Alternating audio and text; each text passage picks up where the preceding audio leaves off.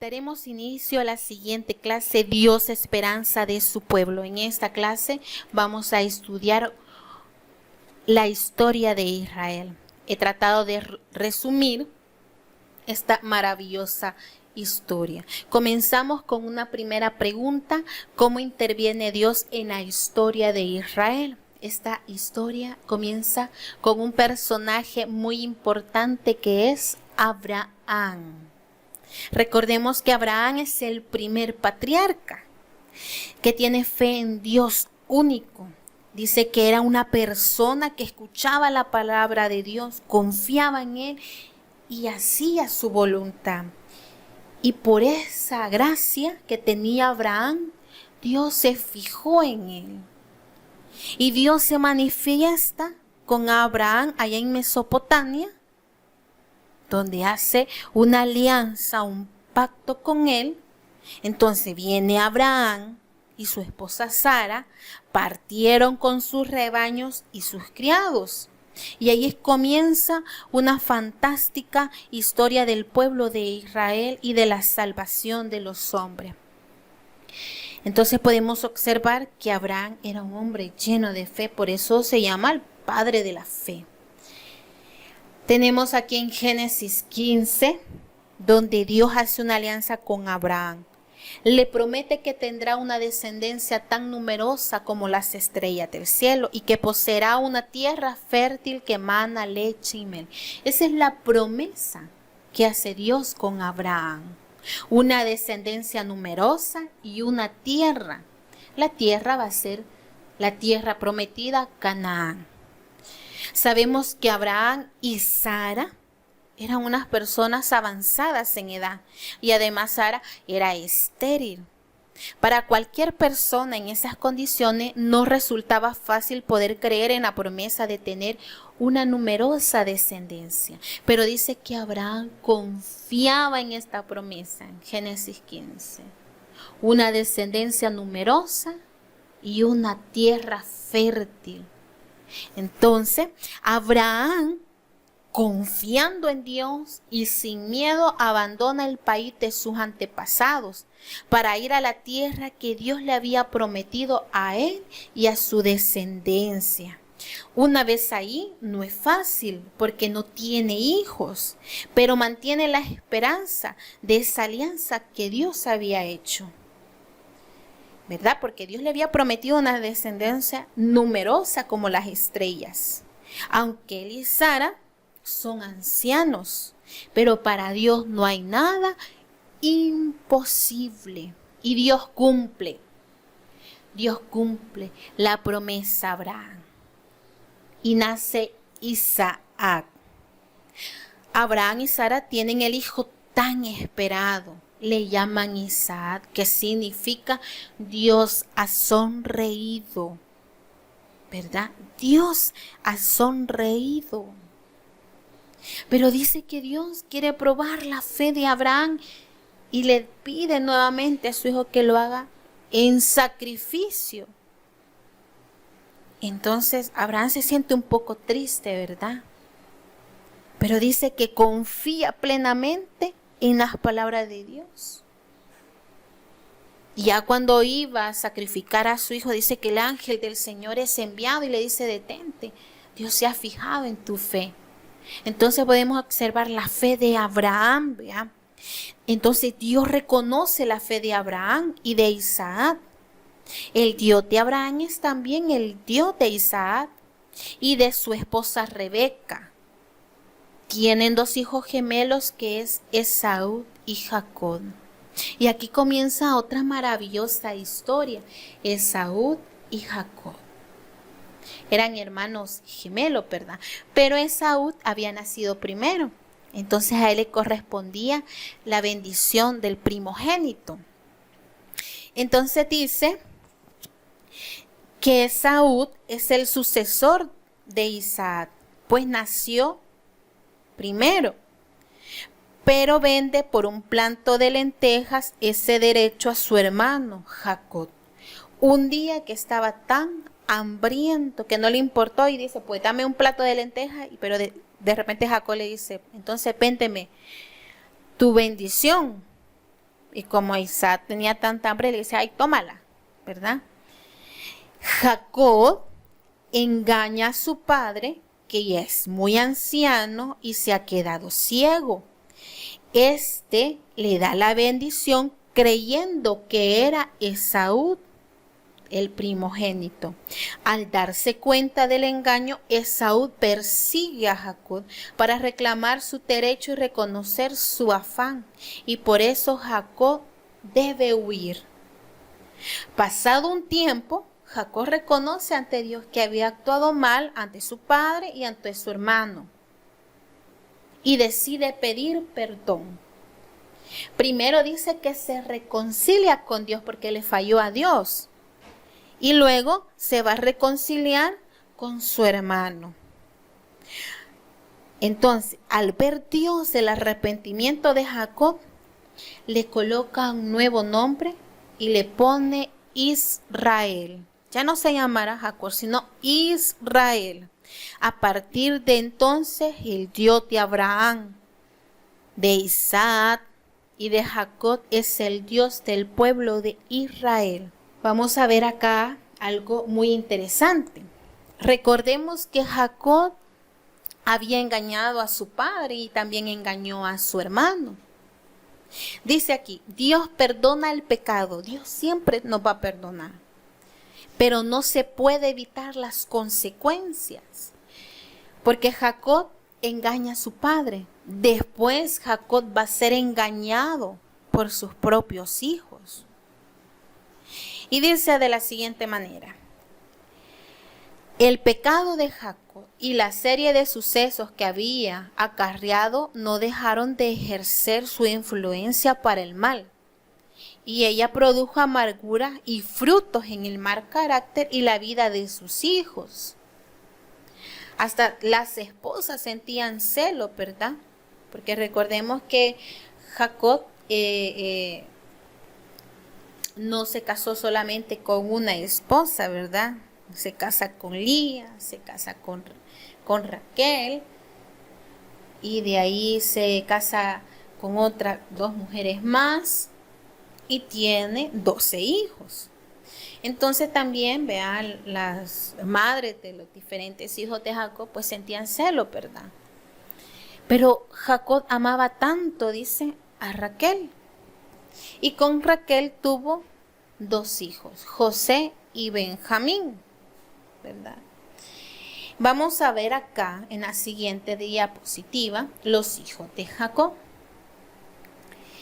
Podemos ver aquí a José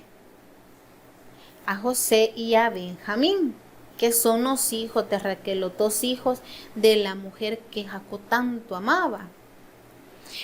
Pero José era el hijo preferido de su padre y por eso sus hermanos lo envidiaban. Dice que José era una persona muy diferente a los demás. Tenía un carácter diferente, reflejaba la hermosura de su espíritu y de su corazón. Y Dios se fija en el corazón sincero.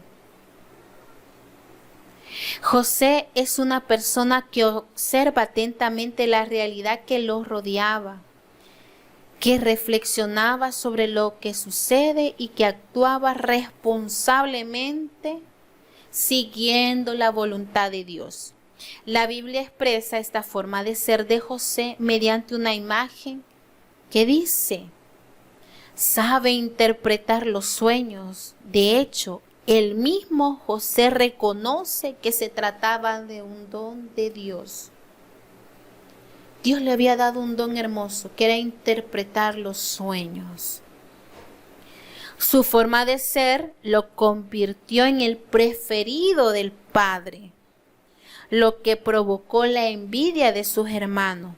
Entonces los hermanos por envidia deciden matarlo, pero acabó vendiéndolo con unos comerciantes por 20 monedas de plata.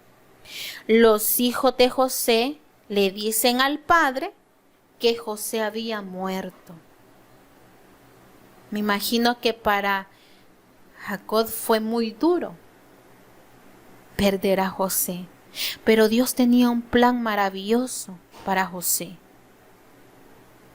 José tal vez no lo entendía en ese momento porque José se sentía triste. Dice la Escritura que lloró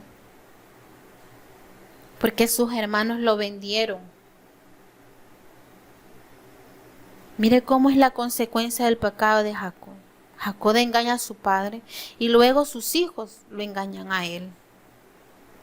Entonces dice que José es esclavo de Egipto, donde acaba en prisión bajo una falsa acusación. Allí interpreta los sueños de otros prisioneros.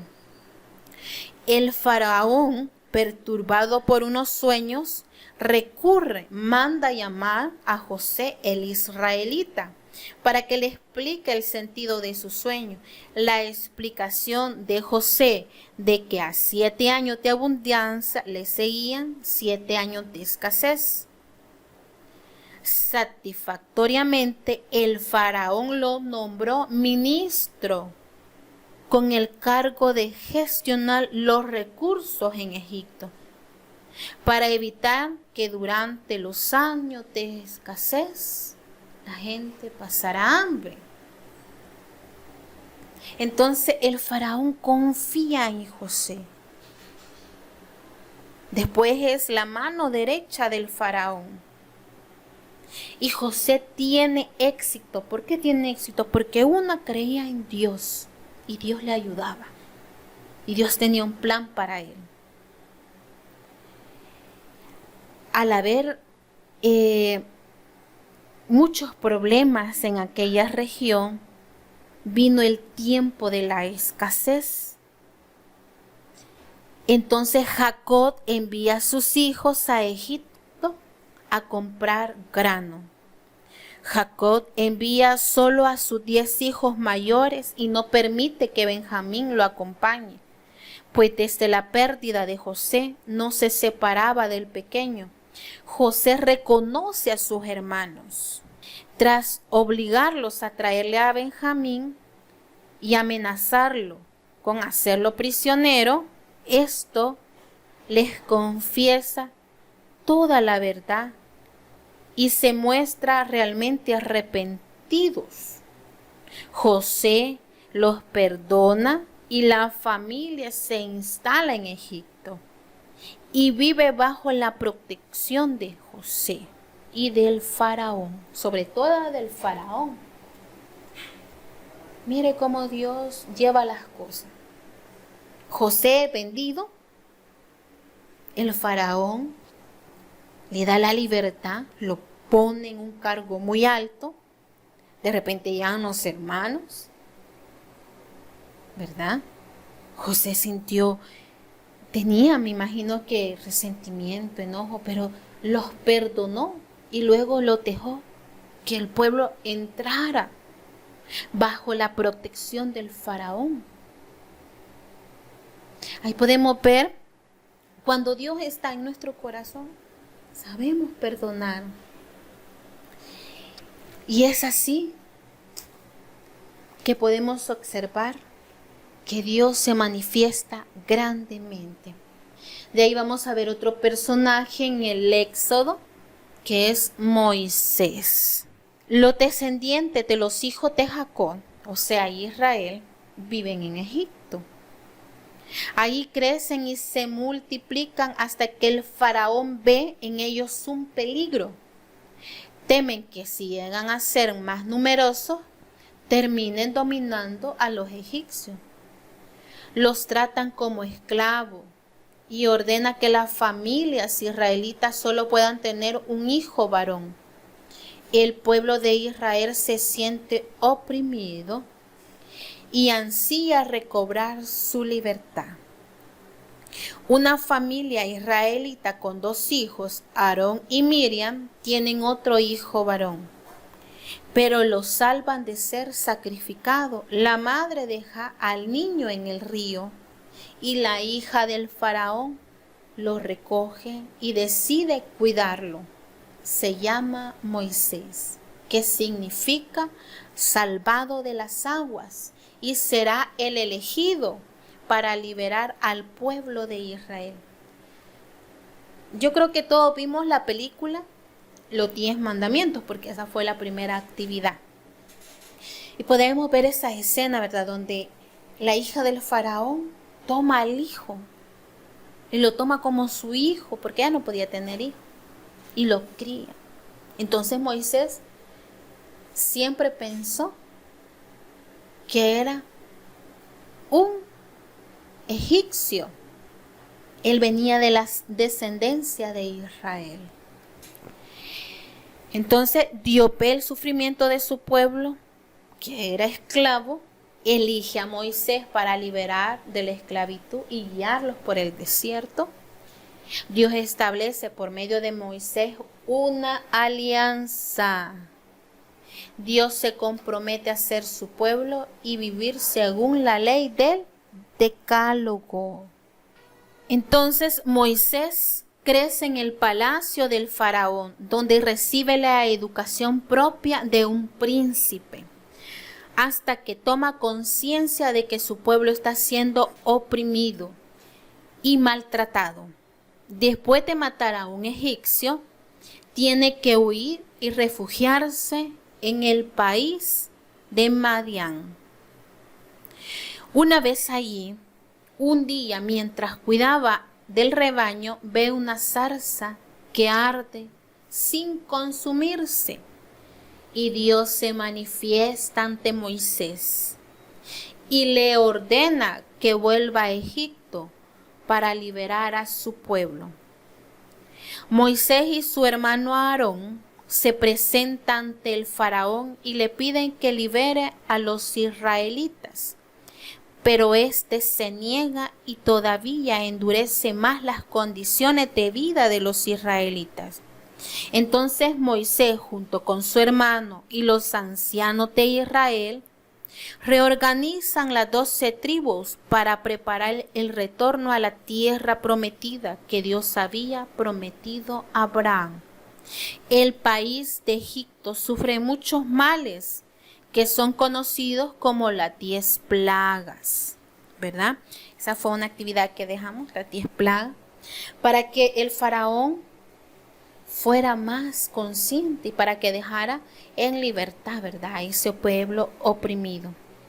La muerte de los primogénitos en la noche de la cena de Pascua para los israelitas que pertenecen al inicio del camino de los israelitas hacia la libertad. Si recordamos, la fiesta de Pascua era una celebración, ¿verdad?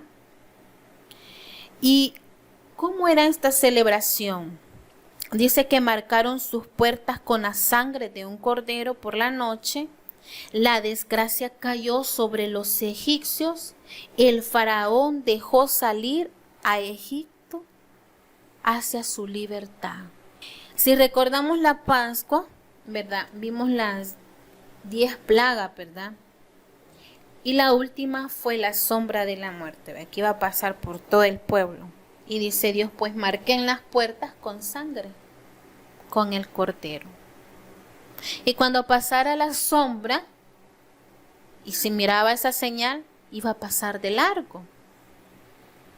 Entonces el hijo del faraón muere, ¿verdad? Al morir este niño, el faraón deja ir al pueblo. Pero luego dice que endurece su corazón nuevamente y sale a perseguir. Y vemos aquella escena en la película donde están a la orilla del mar. Y Moisés, ¿verdad?, levanta su bastón confiando en Dios y el mar se abre en dos y el pueblo pasa. Y todos alaban a Dios, ¿verdad? Y cruzan el mar Rojo. Moisés extiende su bastón sobre las aguas y éstas se separan, permitiendo a los israelitas llegar a la otra orilla. Cuando Moisés vuelve a extender su bastón, las aguas retornan a su lugar y el ejército del faraón muere. El pueblo de Israel es libre y continúa su camino hacia la tierra prometida. y caminan juntos hacia esa tierra prometida. Dice acá, Moisés junto con Abraham son los dos personajes centrales del Antiguo Testamento. Es el libertador del pueblo elegido, el mediador de la alianza renovada en el Sinaí. Dios hace una alianza en el Sinaí, es decir, un pacto. Ese pacto, ¿cómo lo va a realizar? Dios ofrece su amistad, su protección al pueblo de Israel. El pueblo de Israel se compromete a obedecer a Dios cumpliendo sus preceptos. ¿Y cuáles eran los preceptos? Los 10 mandamientos. Dice que nunca hubo otro profeta más como Moisés, porque Moisés habló cara a cara con Dios. Porque Moisés, así como Abraham, tenían una gran fe y sobre todo era una gran obediencia.